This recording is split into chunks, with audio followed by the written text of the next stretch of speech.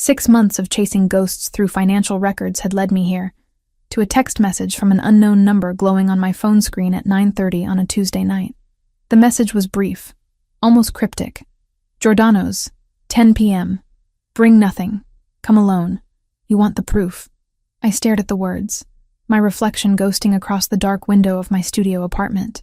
28 years old, working 70-hour weeks as an investigative journalist for the Chicago Tribune. And I was about to walk into what could either be the biggest break of my career or the stupidest decision of my life. The construction fraud case I'd been building connected shell companies to city contracts worth millions, but every lead had dried up.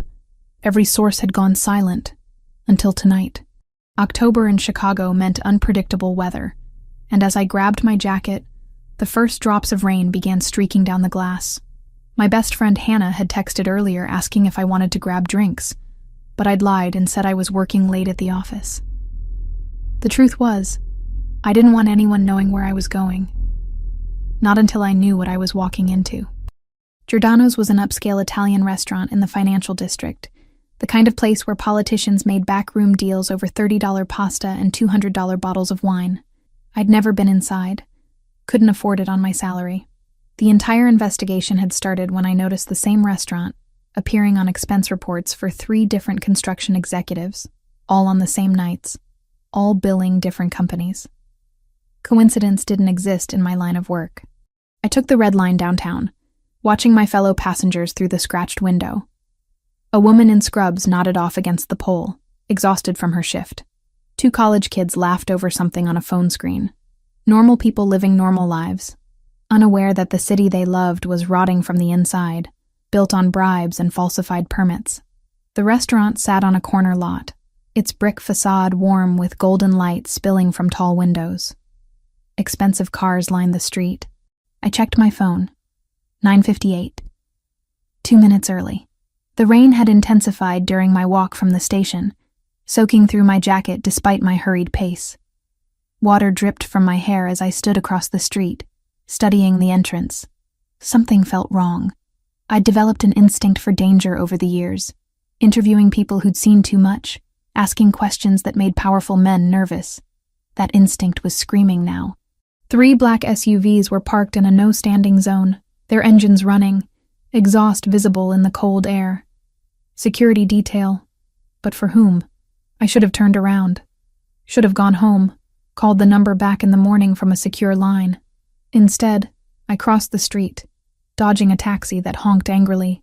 The restaurant's heavy wooden door swung open as I approached, and a man in a dark suit emerged, speaking rapidly into a phone.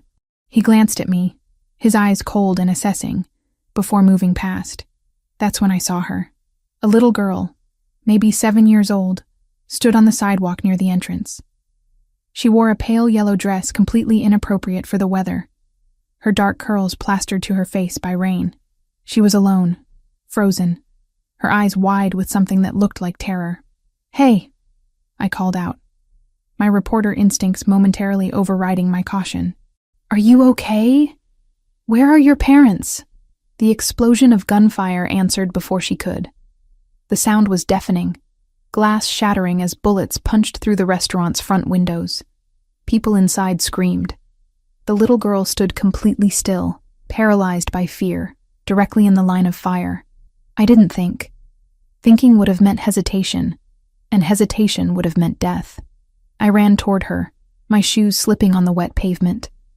4 strides. 3. 2. I collided with her small body and wrapped my arms around her as we fell.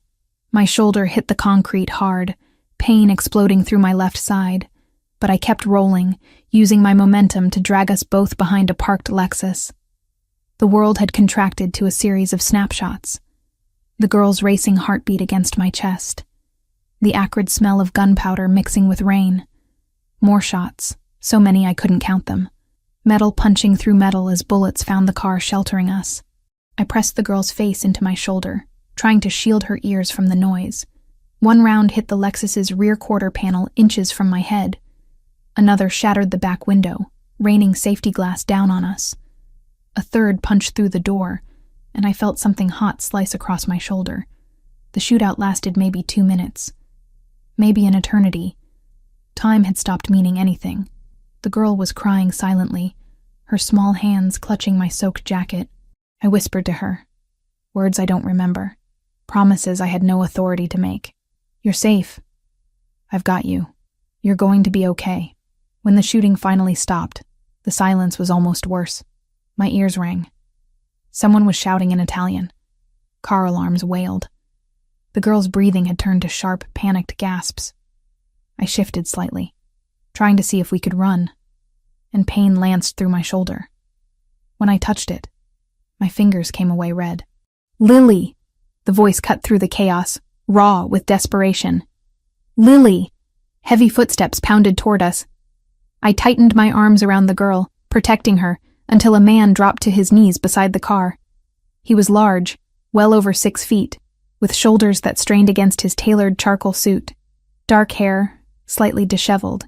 His face was all sharp angles, a strong jaw set with tension, but it was his eyes that caught me, even through my shock and pain. Light brown, almost amber in the streetlights, currently wild with fear. "Lily," he breathed, and his hands were gentle, so gentle as he reached for her. "Baby, are you hurt?" The girl, Lily, launched herself at him, still crying. He gathered her up, checking her for injuries with practiced efficiency, his large hands surprisingly tender as they moved over her arms, her legs, her face. She wasn't hurt, not a scratch. Miracle didn't seem like a strong enough word. Only after satisfying himself that his daughter was unharmed did the man's attention shift to me. I was still on the ground, half slumped against the Lexus's rear tire, rain mixing with something warmer running down my arm. The adrenaline was wearing off, replaced by a cold that had nothing to do with the weather. "You're bleeding," he said, his voice different now, controlled. The panic had been locked away behind something harder. "I'm fine," I managed, though standing up proved that statement false. The world tilted sideways. Strong hands caught me before I hit the pavement. "You're not fine." He was holding Lily with one arm and supporting me with the other, impossibly strong. "You took shrapnel." "Marcus." This last word was a command, directed at one of several men in dark suits who had materialized around us. "Sir, we need to move. Police are 2 minutes out. Call Dr. Reese. Tell him we're coming in with 2 patients, 1 pediatric, 1 adult female with a shoulder wound." The man's voice was steady. Someone used to giving orders in crisis situations. He looked down at me, and for a moment, that iron control slipped. "What's your name?" "Jessica," I whispered. The streetlights were developing halos. Everything felt distant. "Jessica." He repeated it like he was memorizing it. "I'm Anthony. You saved my daughter's life." I wanted to say something, to ask what had just happened, why people had been shooting, who the hell he was, but my knees gave out. He caught me again, and this time I couldn't seem to get my legs to work properly. Lily was crying harder now, reaching for me with one small hand. "Is the lady going to die, Papa?" "No, baby. She's going to be fine. I promise." Anthony's face swam in and out of focus above me. Sirens wailed in the distance, growing closer. "Can you walk?" "I don't think so." My voice sounded like it was coming from underwater. He made a decision. In one fluid motion, he passed Lily to one of his men and swept me up. The movement sent fresh agony through my shoulder, and I gasped. "I know. I'm sorry. Stay with me, Jessica." His face was close to mine now. I could see a small scar above his left eyebrow, the precise line of his jaw. "Stay awake." "What happened?" I managed. "Who were they?" "Later. Right now you need a doctor." He was moving fast, carrying me toward one of the black SUVs. "Marcus, bring Lily. Alicio, handle the police. Anthony," one of the men started. "She's a civilian. She saved my daughter." Anthony's voice went cold as winter. "That makes her under my protection." "Anyone have a problem with that?" No one did. The SUV's interior was warm, leather seats soft beneath me as Anthony laid me down across the back seat. Lily climbed in after us, her small face streaked with tears and rain. She took my hand, her grip surprisingly strong for someone so small. "Thank you," she whispered. "Thank you for saving me." I tried to smile at her, but everything was getting fuzzy around the edges. Anthony was talking on the phone, giving terse instructions to someone. I caught fragments. 10 minutes.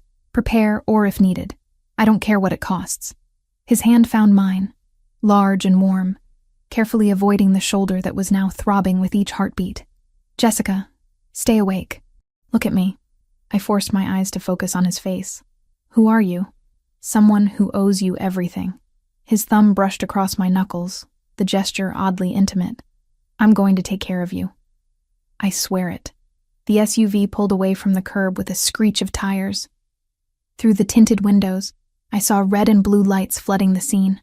Police cars, ambulances, people streaming out of the restaurant. The chaos we were leaving behind.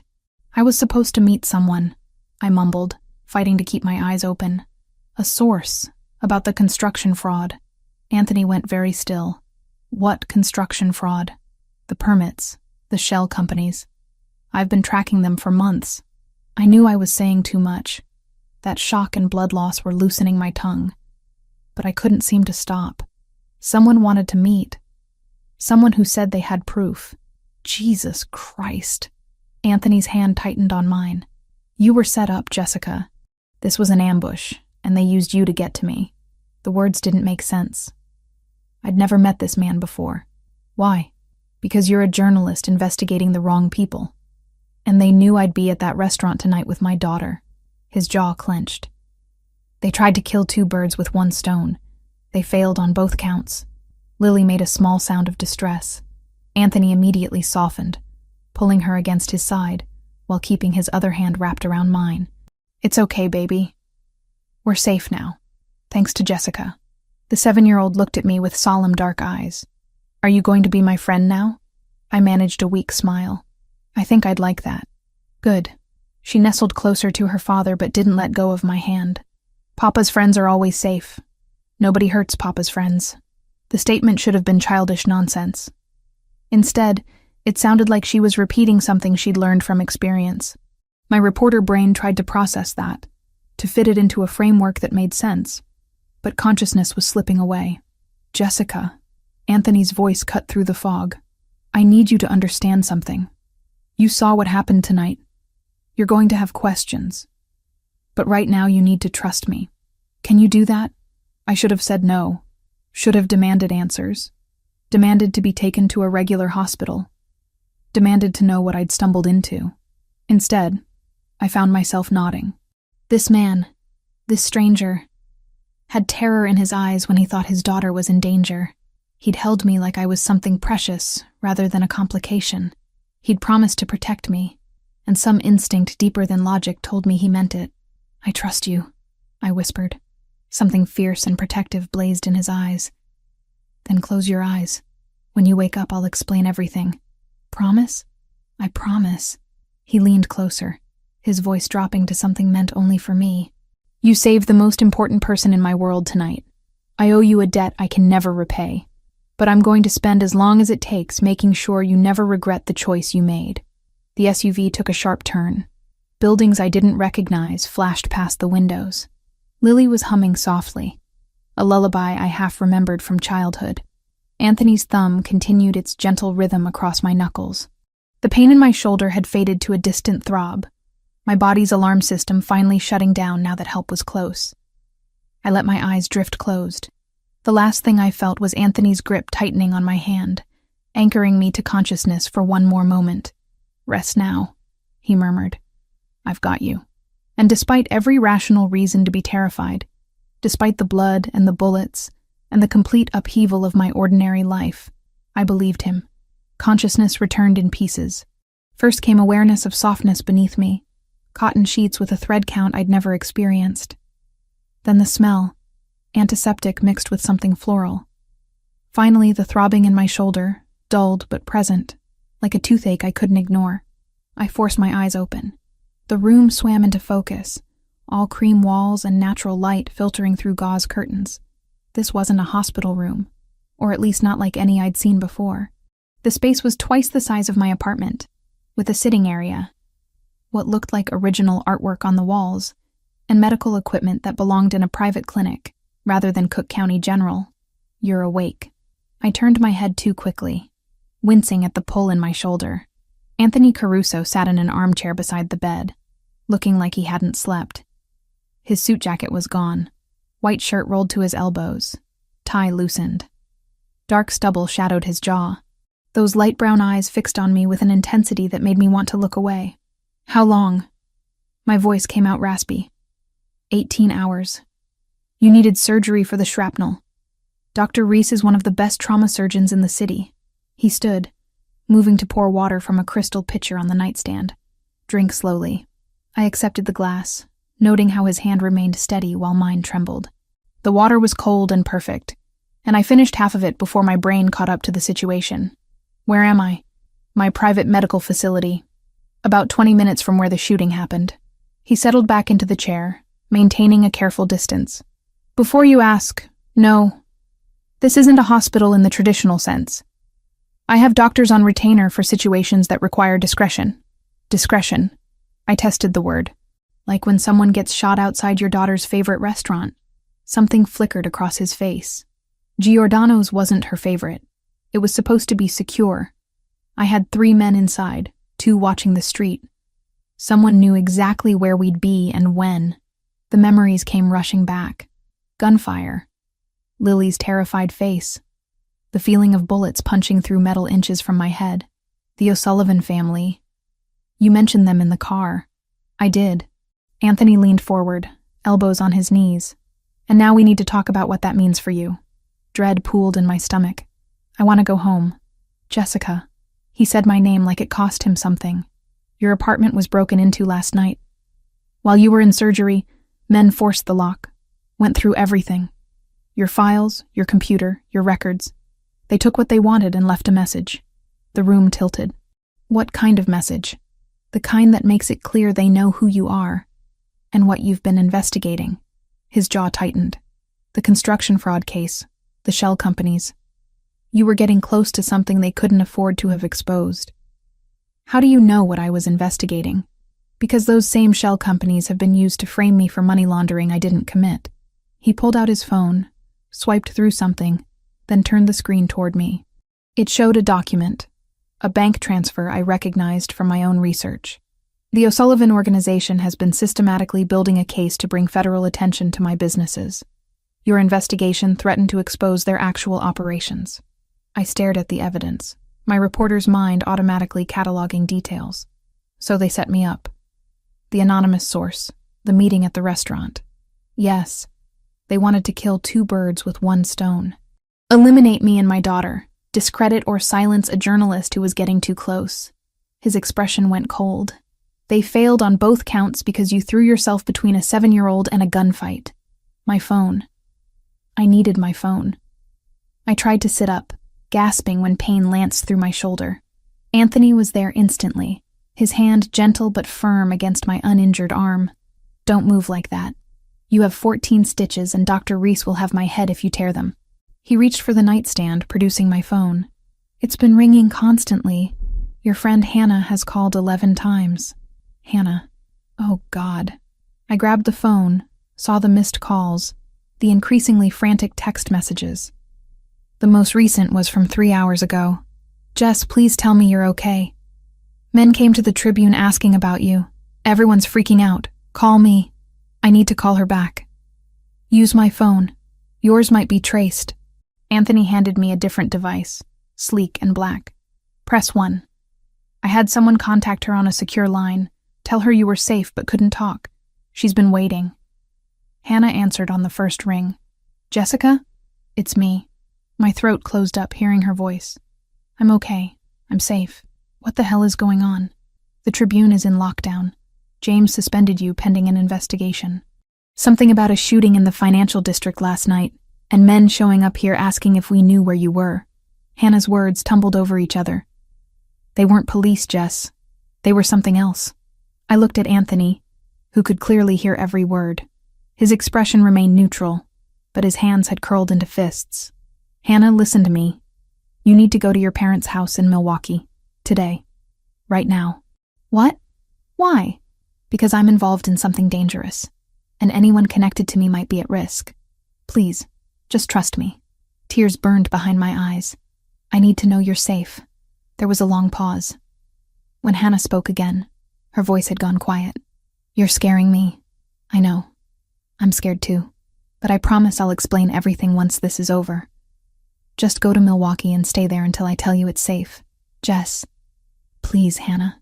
You're my best friend. I can't have you in danger because of me." Another pause. Then a shaky breath. Okay, I'll go. My parents have been bugging me to visit anyway. But you have to promise you'll call me. Every day. I promise. I ended the call before she could ask more questions I couldn't answer. My hands were shaking as I handed the phone back to Anthony. She's going to Milwaukee. Good. That's smart. He stood, moving to the window. Your editor also called, James Sullivan. He left a message saying you've been suspended from the Tribune, effective immediately, pending an investigation into your involvement in last night's incident. The hits just kept coming. They're making it sound like I did something wrong. They're protecting themselves. A Tribune journalist witnessed a mob hit. That brings federal attention they can't afford. Anthony turned back to me. I need to be honest with you about what happens next. The O'Sullivan family knows you were there. They know you saved Lily, and they know you saw their faces. So I'm a witness. You're more than that. You're someone who complicated their plan.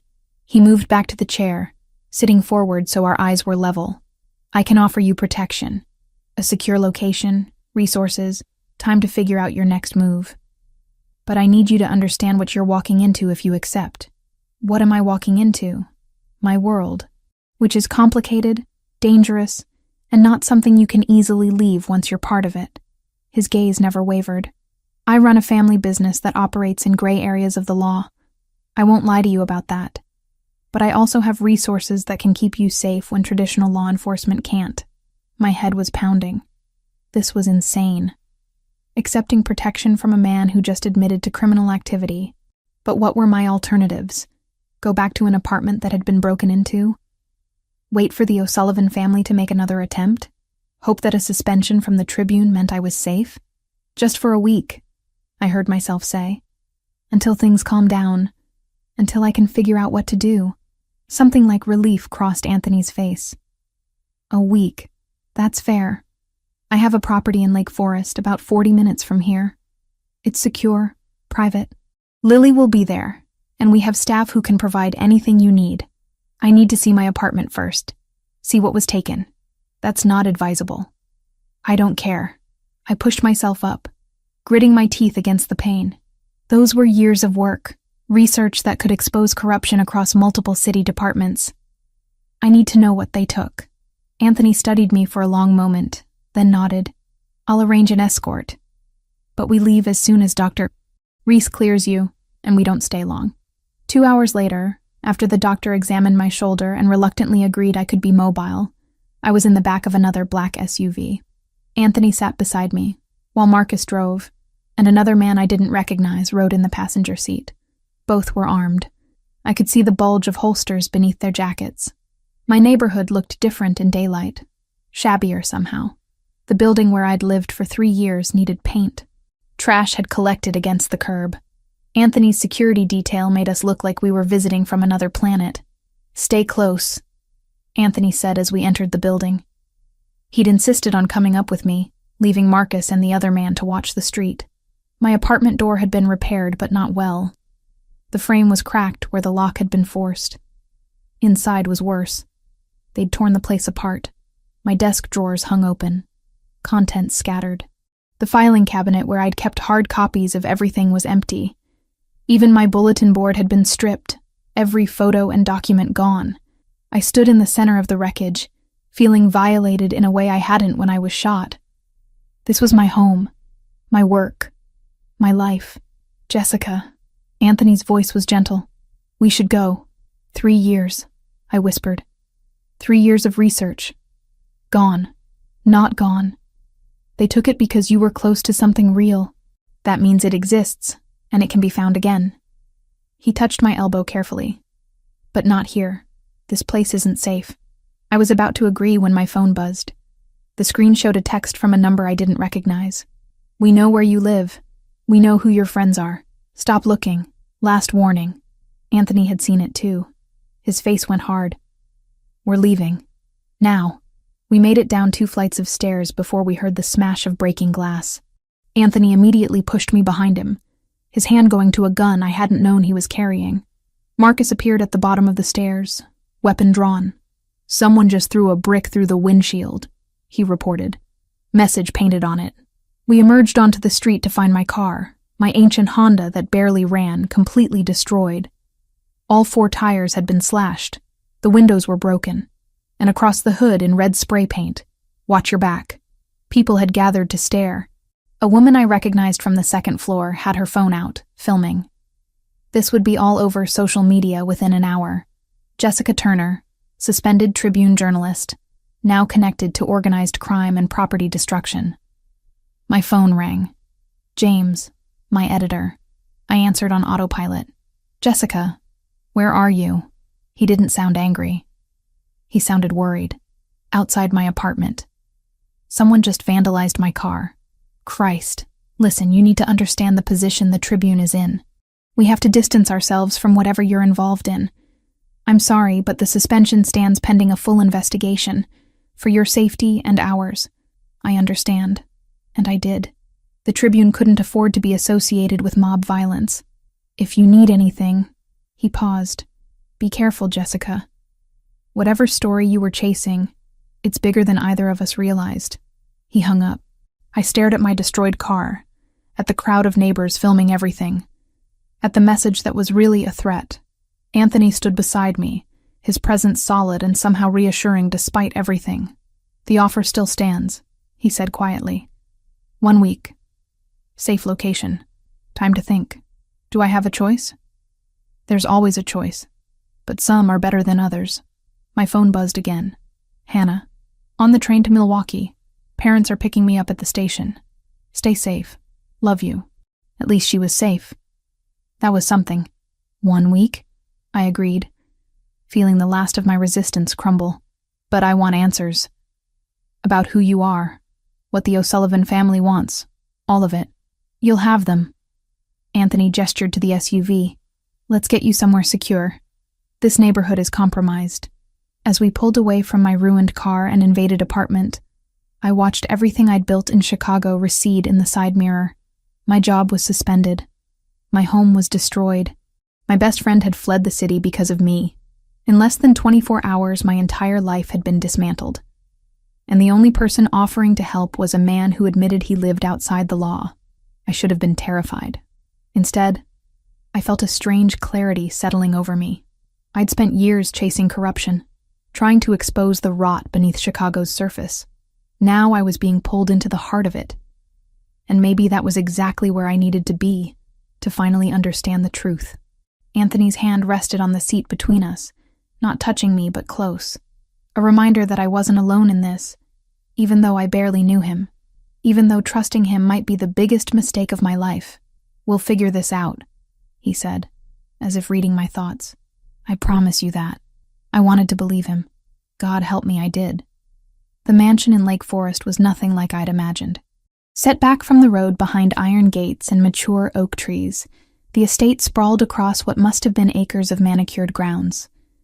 The main house was 3 stories of pale stone and tall windows, elegant without being ostentatious. As we pulled up the circular drive, I caught sight of armed men positioned discreetly around the property. Security, but the kind that blended into the landscape. "This is where you live?" I asked as Anthony helped me out of the SUV, careful of my injured shoulder. "One of the places. This is the safest." He guided me up stone steps to massive wooden doors that opened before we reached them. A woman in her 50s stood in the entrance, her gray hair pulled back in a neat bun, her expression warm but assessing. "This is Maria," Anthony said. "She manages the household. Maria, this is Jessica Turner. She'll be staying with us for a while. Welcome, Miss Turner." Maria's handshake was firm, but gentle. "Your room is ready on the 2nd floor.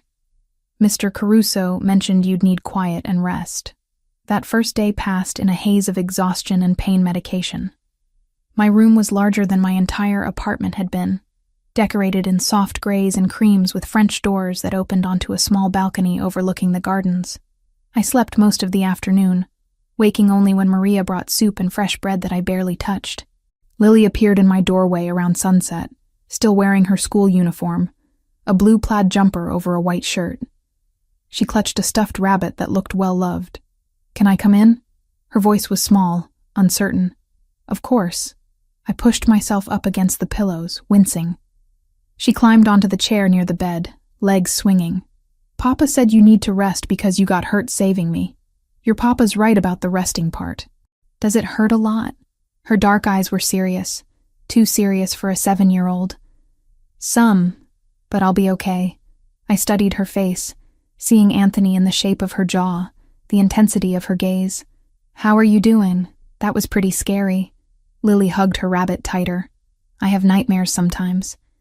But Papa says nightmares can't hurt you. Only real things can. And he makes sure real things don't hurt me." The matter-of-fact way she said it broke something inside me. This child had learned too young that the world was dangerous, that safety required constant vigilance and armed guards. "Your papa seems like he takes very good care of you." "He does." She smiled then, bright and genuine. "He said you're brave. Are you going to stay with us forever?" "Just for a little while, until things get safer." "Oh." She looked disappointed. "I hoped you'd stay. Papa needs someone brave. And I liked when you sang to me. In the car, when I was scared." "Do you remember?" "I didn't, actually. The whole night was fragments, pieces that didn't quite fit together. But I nodded anyway. "I remember. Will you sing to me again sometime?" "If you want me to." That seemed to satisfy her. She hopped down from the chair, then turned back at the door. "I'm glad you're here, Jessica, even if it's just for a little while." After she left, I lay back against the pillows, staring at the ceiling. Day 1 in Anthony Caruso's world, and already the lines between victim and participant were blurring. The second day, I felt more human. The pain in my shoulder had dulled to a persistent ache, manageable without the heavy medication. I made my way downstairs in the late morning, finding the house quiet except for the distant sound of voices from somewhere deeper in the property. Maria appeared as if summoned, offering breakfast and coffee in a sun-filled kitchen that would have made any chef weep with envy. I ate mechanically, my mind already working through what I needed to do next. The anonymous source. The number that had lured me to that restaurant. I pulled out the phone Anthony had given me and dialed it from memory. The tone was wrong before anyone answered. That flat electronic sound that meant the number was no longer in service. Disconnected, or never real to begin with. "Damn it," I muttered. "Problem?" Anthony's voice made me jump. He stood in the kitchen doorway, dressed more casually than I'd seen him before. Dark jeans and a gray Henley that emphasized his build. He looked tired. Shadows under those amber eyes. The number that texted me. The source that wanted to meet. "It's dead. They would have burned it immediately after the attempt failed." He moved to pour himself coffee. "Professional operators don't leave trails." So it was definitely a setup. They knew I'd been investigating the construction fraud, knew I'd respond to an offer of proof, which means someone inside your investigation circle talked. Or someone's been monitoring your communications for weeks. He leaned against the counter watching me. The O'Sullivan family has resources, connections in places you wouldn't expect. My stomach turned. Someone I'd talked to, someone who knew what I was working on, had sold me out. I need to warn my other sources, the people who've been helping me. Can't do that. Any contact you make could be traced back to them, put them in more danger. Anthony's voice was firm, but not unkind. For now, silence keeps them safer than a warning would. I hated it, but he was right. I tried Hannah's phone next, needing to hear her voice, to know she'd made it to Milwaukee safely. The call went straight to voicemail. She'd probably turned off her phone or was already at her parents' house, keeping a low profile like I'd asked. "She's smart," Anthony said, reading my expression. "Going dark is the right move." "I know. I just hate that she had to run because of me. She ran because dangerous people are looking for you. That's not the same as it being your fault." He set down his coffee. "You didn't create this situation, Jessica. You stumbled into something that was already happening." By the third day, I was going stir-crazy. The mansion was beautiful, the grounds were peaceful, but I felt like a prisoner in a gilded cage. I found Anthony in what appeared to be a home office, speaking rapid Italian into his phone. He held up one finger when he saw me, finishing his conversation before hanging up. "I need to work," I said without preamble. "I can't just sit around. I'll lose my mind." "What kind of work?" "My investigation. I can reconstruct most of it from memory if I have access to a computer and the internet." I saw his hesitation. "Look, I understand security concerns, but I'm a journalist. Research is what I do. I need to feel useful." He studied me for a long moment, then nodded. "I'll have a laptop brought to your room. Clean machine, secure connection. But I need you to understand that anything you access online creates a potential trail. I'll be careful. Public databases only. Nothing that requires Tribune credentials. Fair." He stood, moving around the desk. "There's something else you should see. Since you're going to be here for a while, you might as well understand how things work." He led me through the house to a section I hadn't explored yet. We passed a large dining room where a woman was polishing silver, descended a short flight of stairs, and emerged into what looked like a command center. Computer monitors lined one wall, showing various security camera feeds from around the property. 2 men sat at workstations, one speaking quietly into a headset. "We monitor everything within a 2-mile radius," Anthony explained. "Anyone approaches the property, we know about it. The gates are reinforced steel. The windows are bulletproof. The house has a safe room in the basement that could withstand a direct assault for hours. You're expecting an attack. I'm prepared for one. There's a difference." He gestured to the screens. "Watch." I saw the gardens, the driveway, the perimeter fence. And there, in one frame, Lily played on a swing set under the watchful eye of a man who definitely wasn't a nanny. She laughed, carefree despite the armed guard standing 10 feet away. "This is her life," I said quietly. "Constant protection. Never really free. This is her life alive." Anthony's voice went hard. "The alternative is what almost happened 2 nights ago. So yes, she has guards. Yes, we monitor everything, because the price of freedom isn't worth her safety." I watched Lily swing higher, her dark curls flying. 7 years old and already living in a fortress. What kind of childhood was that? As if reading my thoughts, Anthony added, "She goes to a private school. She has friends, sleepovers, birthday parties. We try to give her as much normalcy as possible within the constraints of security. It's not perfect, but it's what we can offer." That night at dinner, I saw what he meant.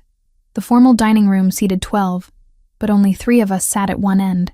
The table set with china and crystal that probably cost more than my car used to be worth. Lily chattered about her day, a math test she'd aced, a friend who'd promised to share candy at recess. Anthony listened with complete attention, asking questions, laughing at her stories. For those moments, they were just a father and daughter sharing a meal. "Jessica's going to be working on her investigation," Anthony mentioned. "From here, with the security measures we discussed." Lily's face lit up. "Are you going to catch the bad guys?" "I'm going to try," I said. "That's what journalists do. We find the truth and tell people about it. Papa says truth is important. He says lies are how weak people hide." Anthony's expression flickered with something I couldn't quite read. Pride, maybe, mixed with concern. "That's right, baby. Truth matters." Later that night, after Lily had gone to bed, Anthony and I sat in a living room that managed to feel comfortable despite its elegance. He'd poured himself scotch, offered me wine that I'd declined in favor of water. My shoulder was throbbing again, a reminder that I was still healing. "I've been thinking about your investigation," he said. "The construction fraud, the shell companies. I might be able to help." "How?" "I have contacts in the FBI. Someone who's been building a case against the O'Sullivan organization for months. He might be interested in what you've found." My journalist instincts prickled. The FBI doesn't usually work with civilians on active investigations. They do when that civilian has information they need, and their own reasons for wanting the same targets taken down. He swirled his scotch. "Think about it. Your research threatened to expose O'Sullivan's money laundering operation disguised as construction fraud. My business interests have been systematically targeted by their organization, framed for crimes I didn't commit. We have aligned goals. You want to take them down. I want my daughter safe. I want to stop looking over my shoulder. If that means burning the O'Sullivan empire to the ground, then yes, I want them taken down. His voice was matter of fact. No dramatic flourish. Just cold determination. I should have been frightened by that coldness. Instead, I found it oddly reassuring. This was a man who didn't make empty threats or false promises. When he said he'd protect me, he meant it with every resource at his disposal. I'll think about it, I said. That's all I ask. The 5th day started like the others, until it didn't. I was in my room, working on reconstructing my investigation notes on the laptop Anthony had provided, when Maria knocked on my door. "Miss Turner? Mr. Caruso asked you to come downstairs. There's been news." The tone of her voice made my stomach drop. I followed her down to the office where Anthony stood with Marcus and another man I didn't recognize, all of them staring at a tablet. "What happened?" Anthony looked up, his expression grim. "Your apartment building. There was an explosion 30 minutes ago. Fire department is on scene now." He turned the tablet toward me. The news footage showed flames pouring from the upper floors of my building, smoke billowing into the gray October sky. Emergency vehicles surrounded the structure. People in various states of distress stood on the sidewalk, wrapped in blankets, watching their homes burn. "Was anyone hurt?" My voice came out whisper thin. "2 residents taken to the hospital for smoke inhalation. No fatalities reported yet." He paused. "The fire started in your unit. Investigators are calling it suspicious." My legs went weak. I grabbed the edge of the desk for support. That building held families, working people, students. They could have died because someone wanted to send me a message. "Hey." Anthony was there suddenly, his hand gentle on my uninjured arm. "Look at me. This is not your fault. They could have killed innocent people, but they didn't. Because you weren't there. Because you're here, safe, and they're frustrated that they can't get to you." His grip tightened slightly.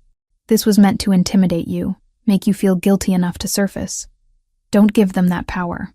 But all I could think about was Mrs. Park on the 2nd floor who always held the door for me. Mr. Rodriguez who played guitar on his balcony on summer evenings. The college kids who threw loud parties but were always apologetic the next day. Their homes were gone. Everything they owned, destroyed because of me. I need some air. I walked out without waiting for permission, through the house and into the back gardens. The October evening was cool, the sun setting in shades of orange and purple. I found a bench near a fountain and sat, wrapping my arms around myself. Everything I'd owned was gone. Not just the files and research, but personal things. Photos of my parents who died when I was 19. My mother's jewelry box. My father's books. The quilt my grandmother had made. Every physical connection to my past had just burned away, reduced to ash and smoke. I didn't realize I was crying until I felt the tears on my face. 6 months of investigation. 3 years of building a life in Chicago. 28 years of accumulated memories. Gone. "Jessica." Anthony sat beside me, not touching but close. He didn't say anything else, just sat there as I cried for everything I'd lost. When I finally stopped, he handed me a handkerchief like something out of an old movie. "I'm scared," I admitted. "Not of them finding me. I'm scared of who I'm becoming. Of accepting that this is my life now." "You're becoming someone who survives," he said quietly. "There's no shame in that. I lost everything." "No. You lost things. There's a difference." He turned to face me. "I know it doesn't feel like it right now, but things can be replaced. Your life can't. Your safety can't. And as long as you're under my protection, both of those are guaranteed." I looked at him, really looked at him. This man who'd opened his home to a stranger, who'd promised to keep me safe without asking for anything in return, whose daughter treated me like I belonged here. He wasn't a white knight. He operated outside the law, probably did things I'd rather not know about. But he was also the only person standing between me and the people who'd just destroyed my home. "How long?" I asked. "How long until this is over?" "I don't know. But however long it takes, we'll figure it out. Together." The promise should have felt empty. Instead, sitting in that garden with smoke still rising from my apartment building miles away, it felt like the only solid thing I had left to hold on to. 2 weeks felt like 2 months when you were living in someone else's fortress.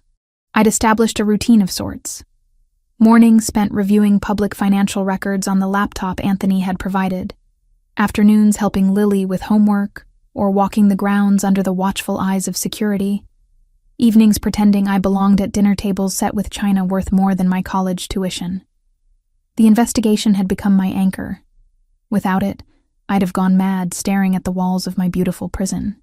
I'd reconstructed most of my research from memory, cross-referencing public databases, building spreadsheets that tracked money flowing through shell companies like water through a sieve. The patterns were still there, hidden beneath layers of legitimate business transactions, waiting for someone to connect the dots. It was a Thursday morning, gray November light filtering through my windows, when I found it. The connection I'd been searching for without realizing it existed. 3 shell companies I'd been tracking for months, the ones moving money between construction contracts and offshore accounts, all shared the same registered agent, a law firm in the Cayman Islands that specialized in corporate anonymity. Nothing unusual about that. But when I dug deeper into the firm's client list, using a public registry that most people didn't know existed, I found something that made my stomach drop. The same law firm represented 5 other companies. Companies that, according to federal filings, were owned by the O'Sullivan family. My hands froze over the keyboard. I read the information 3 times, certain I'd made a mistake. But the data didn't lie. The shell companies I'd been investigating weren't just connected to political corruption. They were part of a much larger operation designed to move money while simultaneously building a false paper trail that pointed directly at Anthony Caruso's legitimate businesses. Jesus, I breathed. This wasn't about construction fraud. This was financial warfare.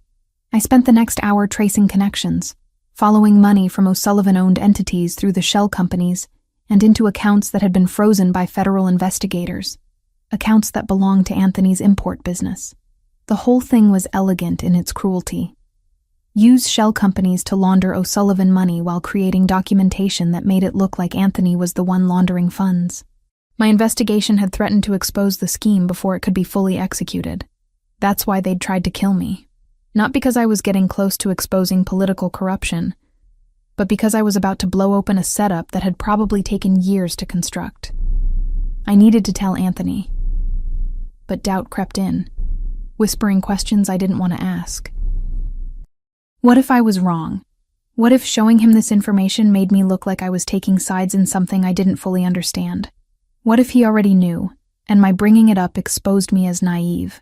The internal debate kept me paralyzed at my laptop for another hour, staring at numbers that told a story I wasn't sure I wanted to be part of. Finally, I saved everything to an encrypted folder and went downstairs, my heart hammering against my ribs. I found Anthony in his office, but he wasn't alone. Through the partially open door, I could see 3 men in dark suits seated across from him. One I recognized as Marcus. The other 2 were unfamiliar, but they carried themselves with the same controlled tension as Anthony's security team. The accounts were frozen yesterday, one of the unfamiliar men was saying. His voice carried an edge of frustration. No warning, no explanation. Federal investigators just locked down $3 million in operating capital. Vincent, I need specifics. Anthony's voice was cold, controlled. Which accounts? Which investigators? The import business, the wine distribution, and the restaurant group. All of them flagged for suspicious activity. Vincent, a man in his early 40s with salt and pepper hair and a face that suggested he'd seen too much, pulled out a tablet. They're claiming evidence of money laundering. Wire transfers that match patterns of criminal activity. That's impossible. Anthony's hand curled into a fist on his desk. Every transaction through those businesses is documented, legitimate, and above board. I make damn sure of that. Someone's planting evidence, Marcus said quietly. Has to be. The timing's too convenient. Right after they failed to take you out. I should have walked away. Should have gone back upstairs and waited for a better time. Instead, I knocked on the door frame. All 4 men turned to look at me. Anthony's expression shifted from cold fury to something more guarded. Jessica, this isn't a good time. I know, but I found something. Something you need to see. I held up the laptop. About the accounts being frozen. And who's really behind it. Vincent stood, his hand moving toward his jacket in a gesture that made my pulse spike. Anthony held up one hand. It's fine. She's the journalist I mentioned. The one investigating the construction fraud. He looked at me. What did you find? I moved into the office, aware of 3 sets of eyes tracking my movements. Setting the laptop on Anthony's desk, I pulled up the spreadsheet I'd created. The shell companies I was investigating. The ones moving money through construction contracts. They're all registered through the same law firm as 5 companies owned by the O'Sullivan family. Silence. Then Vincent leaned forward. Show me. I walked them through it, pointing out connections, tracing money flows, demonstrating how funds moved from O'Sullivan operations through the shell companies and into accounts designed to look like they belonged to Anthony's businesses. With each new piece of evidence, Vincent's expression grew darker. They're framing you, I said, looking at Anthony. Building a case using money laundering infrastructure they control, making it look like you're the one running illegal operations. My investigation threatened to expose the shell companies before they could fully execute the setup. Anthony stared at the screen, his jaw working. When he finally spoke, his voice was dangerously quiet. How long has this been running? Based on the corporate filings? At least 18 months, maybe longer. I scrolled through more data. They've been patient, building layer upon layer of false documentation. If federal investigators follow the money without understanding the full picture, it leads straight to you. Son of a bitch. Vincent slammed his palm against the desk. Patrick O'Sullivan's been playing us for over a year. And we didn't see it. Anthony's hands were flat on the desk, his knuckles white. Because we were looking for direct threats, not financial sabotage. Marcus spoke up. This changes things. If we can prove the setup, we can clear the accounts and go after O'Sullivan for the frame job. We need more than spreadsheets, Vincent said, looking at me. Can you prove the connection? Hard evidence that would hold up in court? Some of it's public record. The corporate registrations, the filings, the paper trail through the Cayman firm. But proving deliberate intent to frame Anthony? I shook my head. That would require access to internal O'Sullivan communications. Emails, text messages, recorded conversations, things I can't get from public databases. Anthony was quiet, his gaze moving from the laptop screen to me and back again. You figured this out in 2 weeks, working from memory, with limited resources. I had motivation. I met his eyes. They tried to kill me because of this. I wanted to understand why. Something shifted in his expression. Respect, maybe. Or recognition that I was more than just a civilian he was protecting. Vincent, I want a full audit of every account they've touched. Marcus, pull surveillance on known O'Sullivan associates. If they're running this operation, someone's been making regular contact with the shell companies. On it. Both men stood, clearly dismissed. After they left, Anthony gestured for me to close the door. When we were alone, he moved around the desk to lean against it, arms crossed. You could have kept this to yourself. Used it for your story. Exposed both sides of this war. I could have. I stayed where I was, not quite trusting the intensity in his gaze. But you saved my life. You've kept me safe. And honestly, I'm tired of watching corruption win because no one wants to connect the dots. You're taking a side. I'm taking the side of truth, which apparently means taking your side in this particular fight. I closed the laptop. The O'Sullivan family is using criminal infrastructure to destroy your legitimate businesses while making you look like the criminal. That's not justice. That's just another form of corruption. He studied me for a long moment. There's something else. Something you're not saying. He was too perceptive. I'd hoped to avoid this part, but there was no hiding from it now. The anonymous source. The one who texted me to meet at the restaurant that night. I've been thinking about how they knew I'd respond. How they knew exactly when you'd be there with Lily. And someone's been tracking my investigation for months. Not just recently, but the whole time. They knew what I was working on, who I'd talked to, probably monitored my communications. The realization made me feel sick. The message to meet wasn't spontaneous. It was planned. They put me in that specific place at that specific time because they knew I'd be useful. Useful how? As bait. As a distraction. As a witness who could be discredited or eliminated. I wrapped my arms around myself. I thought I was being careful. I thought I was protecting my sources. but someone was watching me the whole time, and I never knew. Anthony's expression went dark. The burner phone number. We can trace where it was purchased. Who might have bought it? Will that actually lead anywhere? It will if my people are thorough. He pulled out his phone, typed something quickly,